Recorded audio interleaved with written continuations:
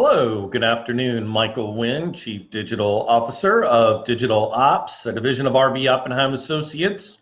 Welcome to the Digital Marketing Podcast and video where we talk about digital marketing tools and tactics to help grow your business. Today I want to talk about what to do when the Facebook ad rules change.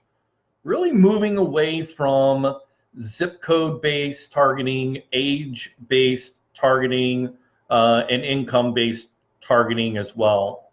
I think what we're seeing is obviously, Facebook has had their hands slapped by the federal government, and it's really been in an effort to protect consumer rights when it comes to, our privacy, when it comes to, our credit worthiness and things of this nature. So, we saw a couple of years ago, I guess it was early 2018, when Facebook started turning off various targeting capabilities. So I think what's happened is that as digital marketers, we really relied on and thought about these specific targeting items like zip code based or age based, type of targeting, because that's what we've known as a marketer. When you build your target audience, it's really easy to say, well, I know that the person who is going to buy, whether it's, whether you're in the automotive industry, whether you're a real estate agent, whether you sell furniture, it really doesn't matter. Obviously the higher ticket priced items, are, the fact of the matter is an 18-year-old kid who's in high school is not going to buy a $350,000 house. It's just not going to happen. But one of the things that I think we've really lost sight of as brands, whether you are the person responsible for your marketing efforts, or if you're the person who is trying to produce at a high level when it comes to, selling products or services. So the biggest key that I think you really want to take away from at the end of the day is you have to do really three things. You really have to be able to demonstrate that, number one, people know who you are. Number two, they like who you are. And number three, they trust who you are. Really, that's what it really boils down to is, do people know who you are? Do they like what you're saying, or do they like the way you come across? And then ultimately, do they trust you? Because when people trust you, they like to do business with people they trust. And the only way for you to establish a relationship with someone is to engage in a conversation with them, or demonstrate, to them that you do have the knowledge, you do have the expertise, to help them avoid making a huge mistake, especially when it comes to, making a big decision like buying a car or buying a home, or, signing up for healthcare, or, doing their taxes, or doing their books. I mean, whatever the product or services that you offer represent, you're at the end of the day, you want to demonstrate to them that, by choosing you as their, person of trust when it comes to making a decision around the industry that you represent, you have to demonstrate that. And I think time and time again, we rely, we take a shortcut way out. We'd rather, not take the time to, do our makeup, get our hair done, look good. There's been so many times where we've gone on location and, done some filming or done some photography for clients, and, maybe someone in one of the departments isn't ready, and they're like, well, I just can't do it today. I'm just not prepared.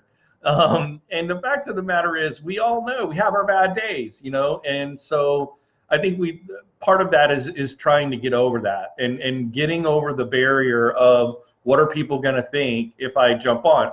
Hey guys, for those of you who have listened to my podcast, listened to my video, I was just looking at my files. Since June of 2018, I've recorded and published over 210 video podcast episodes. That's a bunch. And I'll tell you, there's some days where I just don't feel like it.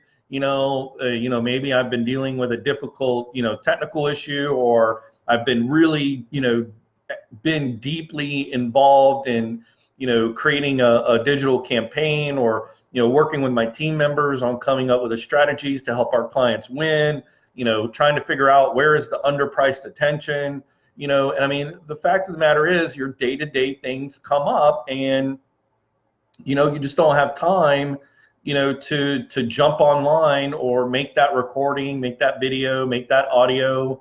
But here's the thing. What we're learning is that the Facebook rules are changing, and they are removing more. It seems like literally like every quarter something's being removed. There's a message at the top of Ads Manager that says you're no longer going to be able to target based on some of these things, and sometimes they're really vague on what those things are.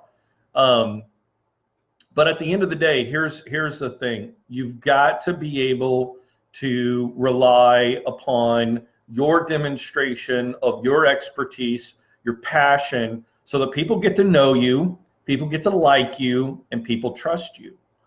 So let's talk about, practical. Let's get down to the practical, tactical application of what we're talking about.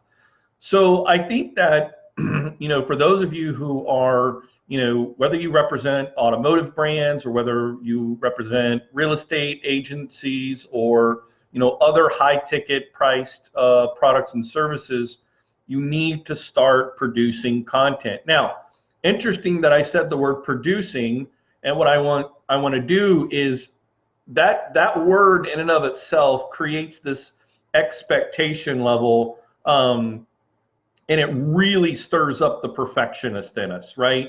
Anytime we talk about the word produce, we have this idea in our mind that it's got to be perfect.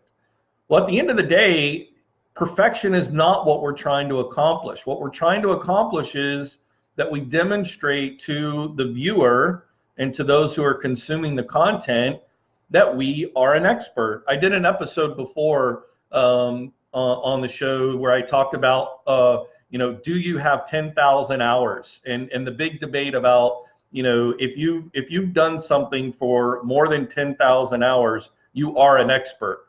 And usually that means you've been working at something, or you've been doing something, for the last 10 years, and you've put in over 10,000 hours in doing that. So I've been a web developer for over 10 years. I'm really good at doing web design. I would consider myself an expert, especially in WordPress, because that's my exclusive platform. I've been doing digital marketing for, going on 8 years. So honestly, I'm probably not an expert. I know a lot about it, and definitely have been able to have some major wins for clients that we work, but I got a couple of more years before I can claim the expert level. But regardless, I am passionate and obsessed with digital marketing tactics and tools to help my clients win the daily attention wars. And that's what it's about. And that's why I get online every day, or at least every other day. I really try to make the effort of getting on daily, Monday through Friday, to provide tips and strategies and tactics that we deploy day in and day out at Digital Ops. So the actual, the practical application of this is, when I post this video to Facebook and I put $1 a day budget behind it, and I start to put in the interests, okay, interests are wide open. I doubt seriously that Facebook will pull away interest-based targeting options.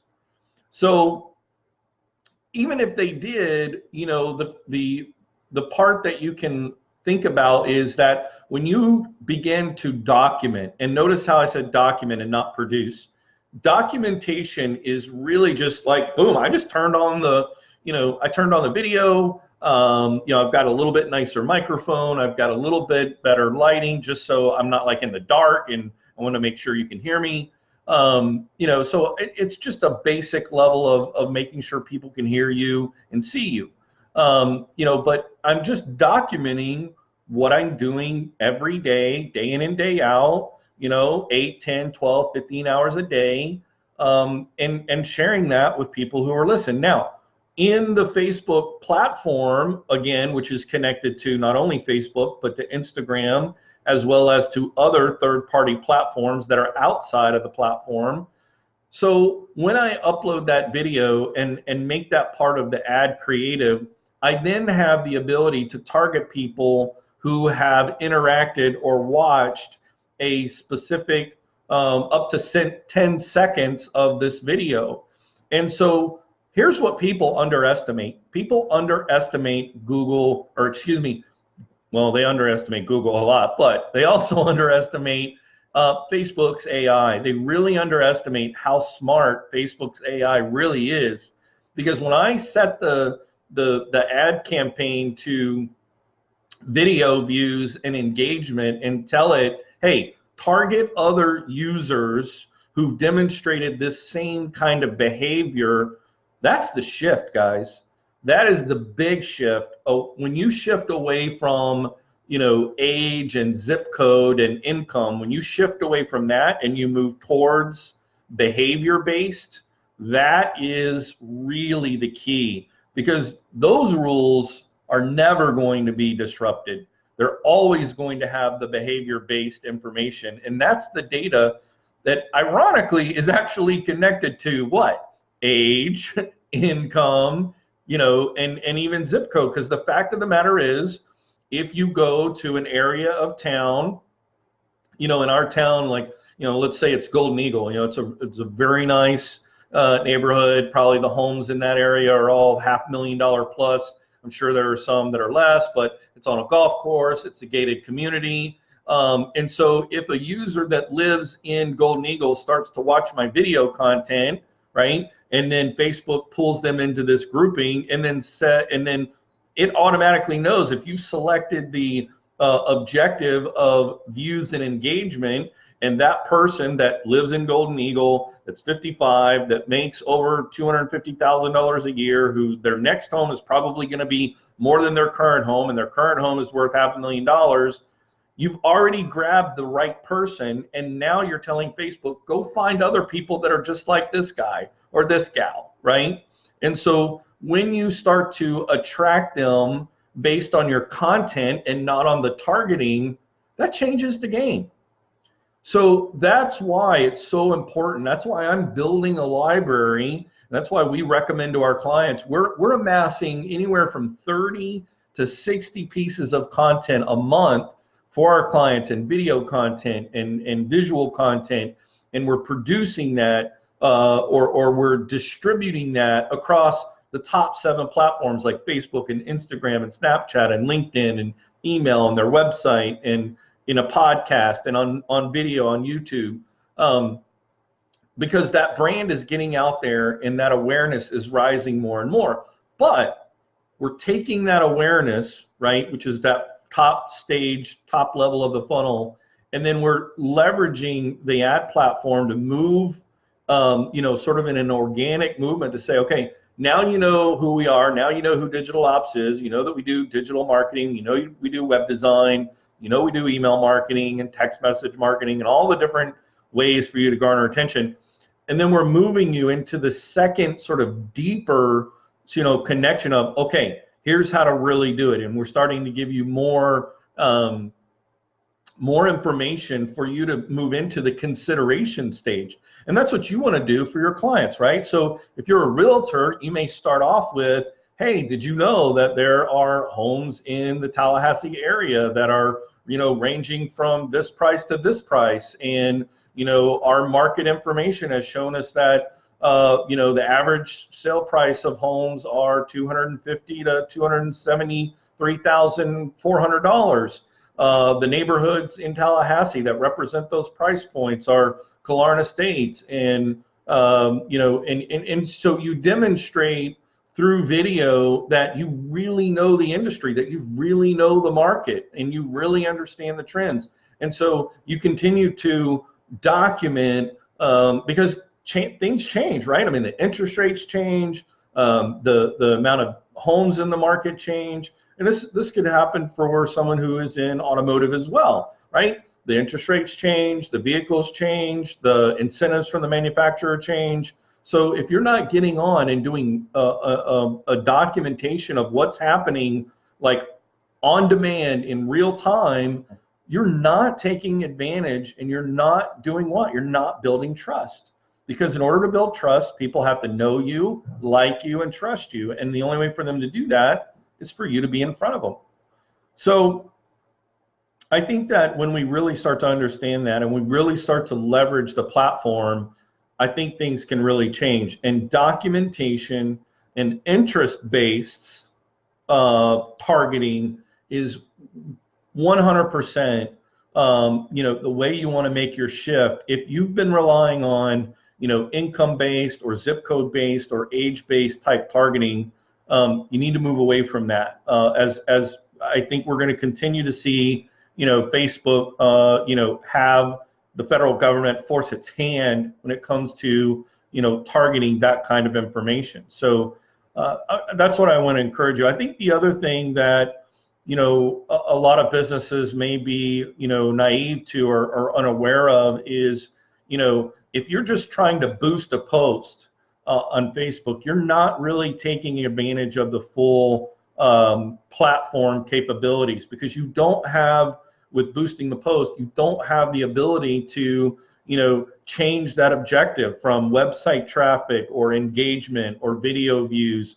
Because when you choose those objectives, the way those ads are served and who those ads are served to, Facebook is doing that on the back end, right? And again, so their platform, and why spend all this time on Facebook? Again, guys, because right now, literally, I could pull up the ads account for our clients. I mean, they're paying 20 cents, 30 cents, 40 cents, 50 cents per click, compared to the same topic areas that everyone thinks, oh, we need to have Google AdWords running. Those same kind of topics and those same type of interest words, you're paying $8, $9, $10, $12 a click. Guys, that is pennies on the dollar, okay? So again, you're not gonna be able to take advantage of that with just clicking the boost the post feature on Facebook. It doesn't work that way. So, I think the other thing too, that, if you are an agent, or if you are a sales professional and you're not regularly posting content on your own personal page to demonstrate what it is you do day in and day out, I cannot tell you the dozens and dozens of agents and sales professionals that we've worked with over the years who they think people know what they do for a living, but the fact of the matter is, they find out, a week after one of their friends buys a house or puts an offer on a house or buys a new car, and they find out that they went somewhere else, and they could have just asked them, and they're like, I'm in real estate, right? I mean, I hear that so many times. It's unbelievable. But shame on you, because you're not documenting, and you're not publishing content at scale on a daily basis to demonstrate to your friends, your family, your coworker, your connections, that you're an expert in the market. And when it comes time to making a decision around the product or service that you represent, you want them to think about you. At the end of the day, that's what this is all about. It's about having people know who you are, like who you are, and trust that you're going to help them make a right decision. Guys, thank you so much for tuning in today. My name is Michael Wynn. I'm the Chief Digital Officer of Digital Ops, a division of RB Oppenheim Associates. I hope you have a great day, and tune in tomorrow.